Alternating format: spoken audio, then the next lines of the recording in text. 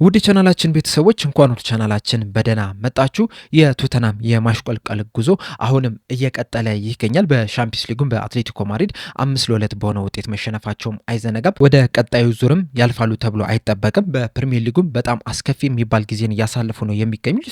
17ኛና 18ኛ ደረጃ ላይ ከተቀመጡት ከኖቲንጋም ፎረስትና ከዌስትሃም ጋርም ያላቸው የነጥብ ልዩነት አንድ ብቻ ነው። ይባስ ብሎም በፕሪሚየር ሊጉ ቀጣይ የሚያገኙት ተጋጣሚ ሊቨርፑልን ነው። ሊያውም በአንፊልድ ነው የሚገናኙትና የሁለቱን ክለቦች የቅርብ ጊዜያት ግንኙነት ስንመለከት እንደዚሁም ወቅታዊ አቋማቸውንም ስንመለከት ቶተናሞችም ይህንን ጨዋታ ያሸንፋሉ ተብሎ አይጠበቅምና ይህንን ጨዋታ የሚሸነፉ ከሆነ በፕሪሚየር ሊጉ የመትረፍ እድላቸው በጣም እየጠበበ ነው የሚሄደው። አጣብቂኝ ውስጥ እየገባ ነው የሚሄደውና በዛሬው ቆይታችን እዚህ ደረጃ ለምን እንዴት ደረሱ የሚለውን ነገር እንደዚሁም በቀጣይስ በፕሪሚየር ሊጉ ይተርፋሉ ወይ የሚለውን ጥያቄዎች አብረን የምንመለከት ይሆናል። እናንተም በዚህ ዙሪያ ያላችሁን ሀሳብ እንደዚሁም ቶተናሞች ለዚህ እንዴት ሊበቁ ቻሉ፣ እንደዚሁ ከዚህ በኋላ በሚኖሩ ጨዋታዎች ወደ ብቃታቸው ተመልሰው በፕሪሚየር ሊጉ ይተርፋሉ ወይ ሀሳባችሁ እንዳለ ኮሜንት ሴክሽን ላይ በመጻፍ እንድታሳውቁኝ በአክብሮት ጠይቃለሁ።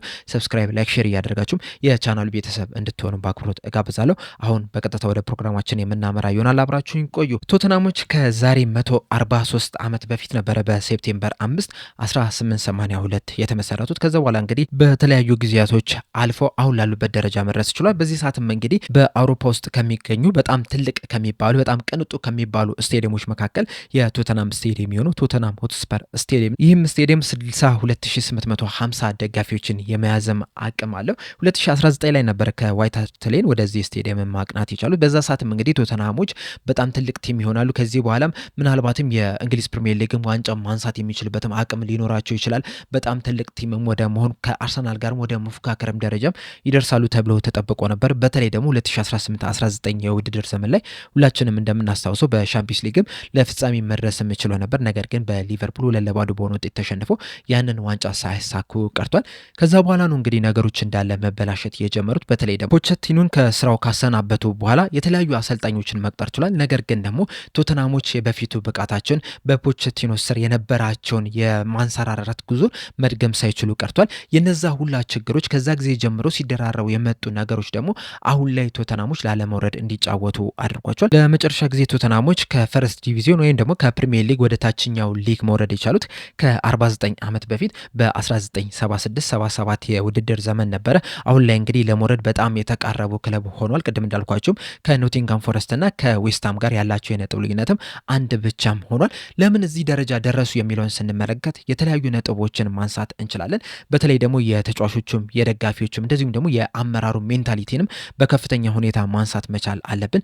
ጨዋታዎችን ለማሸነፍ ያላቸው ሞራል ከጊዜ ወደ ጊዜ እየቀነሰ እየመጣ ነው የሚገኘው። ለመጮት ራሱ ያላቸው ሞራል በጣም እየቀነሰ እየመጣ ነው የሚገኘው። በዚህ ሲዝን ደግሞ ይህ ነገር የበለጠ ተባብሰው እየተመለከት ነው የምንገኘው። ተጫዋቾቹ ለመጮት ሞራል የላቸው። አሁን ከገቡበት ውጣንቅጥ ውስጥ ለመውጣትም ያን ያህል ተነሳሽነትም የላቸውም። አሁን ሌሎችን ክለቦች ከተመለከትን ለምሳሌ አሁን ኖቲንጋም ፎረስትን፣ ዌስትሃምን ከተመለከትን ኢቨን ወልቭስን ስንመለከት ራሱ በቅርብ ጊዜያቶች ያደረጉትን ጨዋታ ከተመለከታችሁ እያንዳንዱ ጨዋታ ለማሸነፍ ያላቸው ሞራል በጣም የሚያስገርም ነው። አሁን ለምሳሌ ወልቭስ 20ኛ ደረጃ ላይ ነው የተቀመጠው። ከዚህ በኋላ በፕሪሚየር ሊጉ ይተርፋል ተብሎም አይጠበቅም። ነገር ግን ከሊቨርፑል፣ ከማንቸስተር ዩናይትድ፣ ከአርሰናል፣ ከማንቸስተር ሲቲ ጋር ያደረጉትን ጨዋታዎች ስትመለከቱ እነዛን ጨዋታዎች ለማሸነፍ ነበር ሲገቡ የነበሩት እንጂ ለመሸነፍ ወይም ደግሞ አቻ ለመውጣት አልነበረም ሲገቡ የነበሩት። በቅርቡም እንደውም ከሊቨርፑል ጋር ባደረጉት የፕሪሚየር ሊግ ጨዋታ መጨረሻ ደቂቃ ላይ ባስቆጠሩት ግብ 2-1 በሆነ ውጤት አሸንፈው መውጣት ችሏልና በዛ ጨዋታ ላይ ሲያሳዩት የነበረው እንቅስቃሴ ከአርሰናል ጋር ሁለታቻ በተለያዩበት ጨዋታ ላይም ሲያሳዩት የነበረውን እንቅስቃሴ ስንመለከት አሁን ለምሳሌ ከአርሰናል ጋር 2-2 እየተመሩ በስተመጨረሻም ሁለታቻ በሆነ ውጤት ነው ያጠናቀቁትና ትልቅ መነሳሳት ነበረ ሲታይባቸው የነበረው። መውረዳቸውን ቢያረጋግጡም እንኳን ራሱ በክብር ለመውረድ ነበር ሲጫወቱ የነበሩትና ያንን ደግሞ ከተጫዋቾቹ፣ ከደጋፊዎቹ፣ ከአሰልጣኙ በደንብ ስንመለከተው ነበር። በቶተናም ግን እንደዚህ አይነት መነሳሳት እንደዚህ አይነት ሞራል በዚህ ሰዓት ላይ የለም። በዚህ ሲዝን እንዳጠቃላይም ይህንን ነገር እየተመለከትን አይደለም የምንገኘውና የተጫዋቾቹ ሜንታሊቲን በከባድ ሁኔታ ልንጠይቅ ይገባል። በእርግጥ አንዳንድ ጊዜ ተጫዋቾች የተለያዩ አሰልጣኞች በተፈራረቁባቸው ጊዜ የራሱ የሆነ ኢፌክት አለው። ነገር ግን ደግሞ እንደ ቶተናም ያለ ትልቅ ቡድን ስትጫወት በዚህ ሰዓት ከፍተኛ መነሳሳት ማሳየት ነበረባቸው። ያንን ነገር ግን እያስመለከቱ አይደለም የሚገኙት። በቅርቡም እንግዲህ ኢጎር ቶዶር የተባለውን ክሩሺያዊን አሰልጣኝ መቅጠራቸው አይዘነጋም። ይህም አሰልጣኝ እንግዲህ ከዚህ ቀደም እንደዚህ አይነት በተቸገሩ ቡድኖች ውስጥ እየገባ ቢያንስ ስቴብል የሚያደርግ አሰልጣኝ የነበረው። በዚህ በቶተናም ግን ይህንን ነገር ማሳካት አልቻለም። በቶተናም አሰልጣኝነት ከተቀጠረ በኋላ 4 ጨዋታዎችን አድርጓል እስካሁን ድረስ ድረስ። ነገር ግን እነዚህን 4 ጨዋታዎች ምንም አይነት ድል ማስመዝገብ አልቻለም። አራቱንም ሽንፈት አስተናግዷልና ብዙ ጊዜ ሌሎች ክለቦች ላይ እንደተመለከትነው አዳዲስ አሰልጣኞች በሚሾሙበት ሰዓት ተጫዋቾቹ መነቃቃትን ያሳያሉ። አሁን ለምሳሌ ማንቸስተር ዩናይትድን ከተመለከትን ማይክል ካሪክ አሰልጣኝ ተደርጎ ከተሾመ በኋላ መነሳሳታቸው በጣም የሚያስገርም ነው። እስካሁን ባደረጓቸው 8-9 ጨዋታዎች ውስጥ መሸነፍ የቻሉት አንዱን ብቻ ነው። አንዱን አቻ ሲወጡ ቀሪዎቹን ደግሞ 6 ጨዋታዎች ማሸነፍ ችሏል። ይህንን ነገር ግን ከቶተናም እየተመለከትን አይደለም የምንገኘው።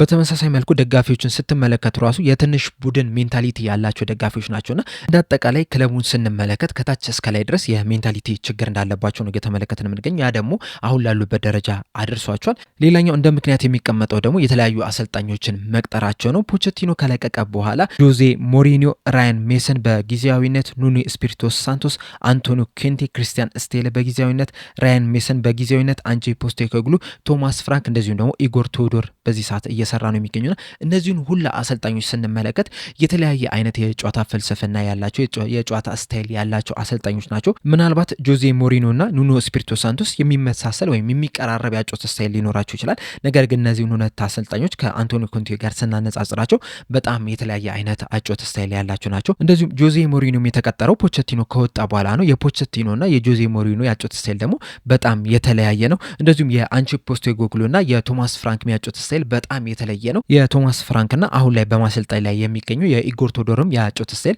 በጣም የተለያየ ነውና ባለፉት 8 ዓመታት ቶተናሞች እነዚህን አሰልጣኞች መቅጠር ችሏል። እነዚህም ደግሞ የተለያየ አይነት ፍልስፍና ያላቸው ናቸውና ይህንን የተለያየ አይነት ፍልስፍና ያለውን አሰልጣኝ በቀጠርኩ ቁጥር ደግሞ የቡድኑን ብዙ ነገሮች ሊያመሰቃቅልባል፣ ስትራክቸሩን ያመሰቃቅልባል፣ የዝውውር ሂደቱን ያመሰቃቅልባል። እንደዚሁም ደግሞ ወጣት ተጫዋቾችን ከታችኛው ቡድንህ ወይም ደግሞ ከአካዳሚ ውስጥ ለማሳደግ የምታደርገው ሂደት ራሱ ያመሰቃቅልባልና የነዛ ሁላ ድብልቅም አሁን ላይ ላሉበት ችግርም አስገብቷቸዋል። ከዛ በተጨማሪም ሪክሩትመንት ነው ወይም ደግሞ ይሄ የተጫዋቾች ግዢም ምልመላም በጣም ትልቅ ተጽዕኖ ፈጥሮባቸዋል። ምክንያቱም ያለፉትን ጊዜያቶች ስትመለከቱ እያስፈረሟቸው ያሉትን ተጫዋቾች ስትመለከቱ በጣም ወጣት ተጫዋቾች ናቸው። እነዚህ ወጣት ተጫዋቾች ደግሞ ለረጅም ጊዜ የሚሆኑ ተጫዋቾች ናቸው እያመጡ የሚገኙት። ለአሁን የሚሆኑ ተጫዋቾችን እያመጡ አይደለም የሚገኘው። እንዲሁም አንቼ ፖስቴኮግሉ ራሱ በዚህ ዙሪያ የሰጡት አስተያየት ነበረ። በቅርቡ በሰጡትም አስተያየት እኔ ስፈልግ የነበረውን ተጫዋች ሳይሆን የሚያመጡልኝ ወጣት ተጫዋቾችን ነበረ የሚያመጡልኝ፣ ያ ደግሞ ቡድኑ ላይ በጣም ትልቅ ተጽዕኖ ፈጥሮብኛል የሚል አስተያየትን ሲሰጡ መመልከት ችለናል። እንደዚሁም ደግሞ አሁን ያለውን ስኳር ስንመለከተው ራሱ ያን ያህል ትልቅ ልምድ ያለው ቡድን መምራት የሚችል ተጫዋችም በቡድናቸው ውስጥ የለም። ላለፉት ጥቂት ዓመታት ስንመለከት እነ ሃሪኬን እነ ሰን እንደዚሁም ደግሞ ሎሬስም በቡድን ውስጥ ነበሩ። በዚህ ሰዓት ግን ለእነሱን የሚያክል ቡድኑን መምራት የሚችል ተጫዋች በቡድናቸው ውስጥ የለም። ያ ደግሞ ትልቅ ተጽዕኖ ፈጥሮባቸዋል። ሌላኛው እንደ ምክንያት የሚቀመጠው ደግሞ ቦርዱ ነው ወይም ደግሞ አመራሮቹ ናቸው። ምክንያቱም የአመራሮቹ ውሳኔዎች ቡድኑ ላይ በጣም ከፍተኛ ተጽዕኖ ይኖራል። አሰልጣኝ ሲቀጥሩ አመራሮቹ ናቸው የሚቀጥሩት እንጂ ተጫዋቾቹ ራሳቸው ተስማምተው አይደለም የሚቀጥሩት።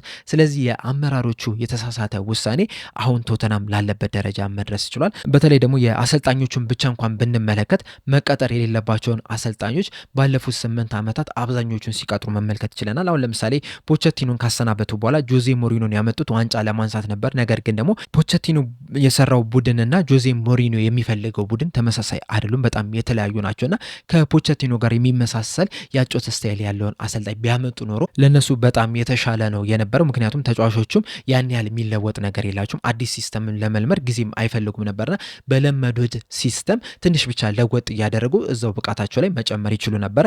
ነገር ግን አመራሮቹ የወሰኑት ውሳኔ ቡድኑ ላይ በጣም ከፍተኛ ተጽዕኖ ሊያሳደር ይችላል። እንደዚሁም ተጫዋቾችን በሚያስፈርሙበት ሰዓት ራሱ የሚያስፈርሟቸው ተጫዋቾች ለቶተናም የሚመጥኑ አይነት ተጫዋቾች አይደሉም። በተለይ ደግሞ ከ2018-19 የውድድር ዘመን በኋላ ቡድናቸውን በደንብ ማጠናከር ነበረባቸው። ምክንያቱም በዛ ሰዓት ቶተናም በጣም ምርጥ የሚባል ደረጃ ላይ መድረስ ችሎ ነበርና እዛው ምርጥ ባሉበት የተሻሉ ተጫዋቾችን ወደ ቡድናቸው መቀላቀል ነበረባቸው።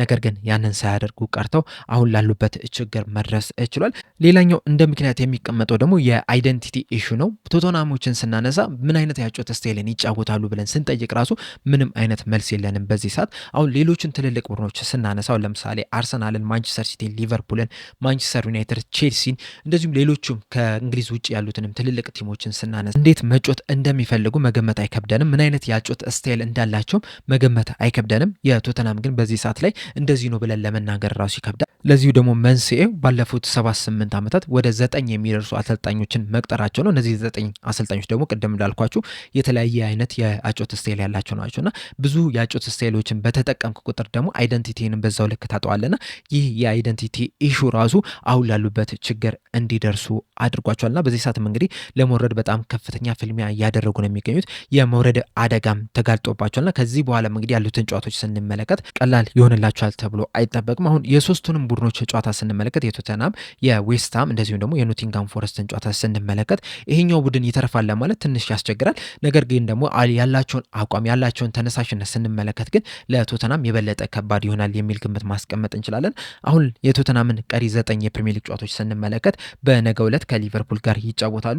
ከዛ በኋላ ከኖቲንጋም ፎረስት ጋር በሜዳቸው የሚያደርጉ ጨዋታ አለ።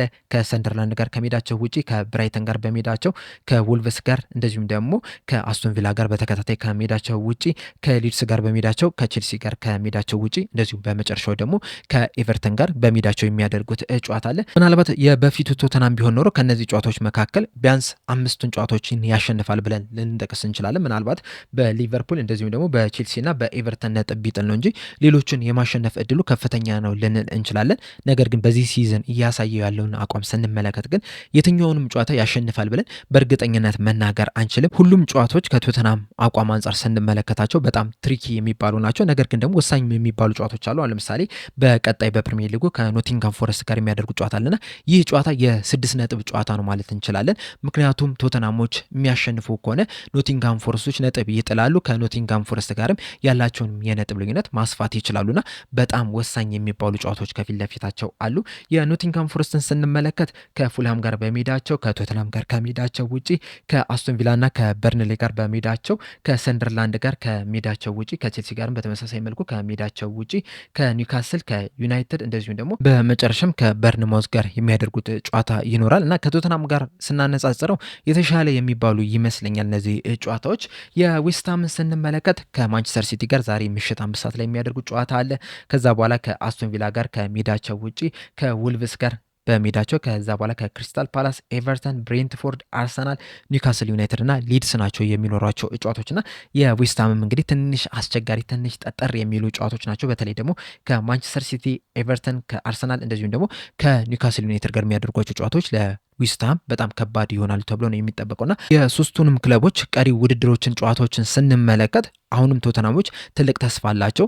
ነገር ግን ደግሞ እያሳዩት ያለውን አቋም ስንመለከት ግን አሁንም ትልቅ ጥርጣሬ ውስጥ እንድንገባ እያደረገን የሚገኙ በተለይ ደግሞ ሰሞኑን የወጡትን ዘገባዎች ከተመለከታችሁ ቶተናሞች አሁንም አዲሱን አሰልጣኝ ኢጎር ቶዶርን ለማሰናበትም ተዘጋጅቷል እየተባለ ነው የሚገኙ የተለያዩ አሰልጣኞችንም እየተመለከቱ ይገኛል እየተባለ ነውና ምናልባትም ከሊቨርፑል ጨዋታ በኋላ ሰኞም አዲስ አሰልጣኝ ቀጥረውም ልንመለከት እንችላለንና ያ የሚቀጥሩ ከሆነ ደግሞ ምን አይነት ተጽዕኖ ይኖራል የሚለውን አብረን የምንመለከት ይሆናል።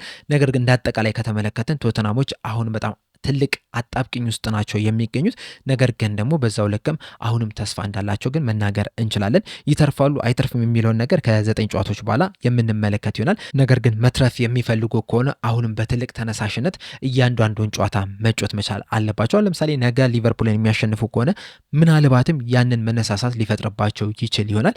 ነገር ግን እስካሁን ድረስ በተመለከትነው ነገር የነገውን ጨዋታ ያሸንፋሉ ተብሎ አይጠበቅም። ነገር ግን እግር ኳስ ነው፣ ምንም ነገር ሊፈጠር ይችላል። ምናልባትም ቶተናሞች ጨዋታ አሸንፈው ከዛ በኋላ የሚመጡትም ጨዋታዎች በትልቅ መነሳሳት አሸንፈው በስተመጨረሻም ሊተርፉ የሚችሉበት እድል አለ።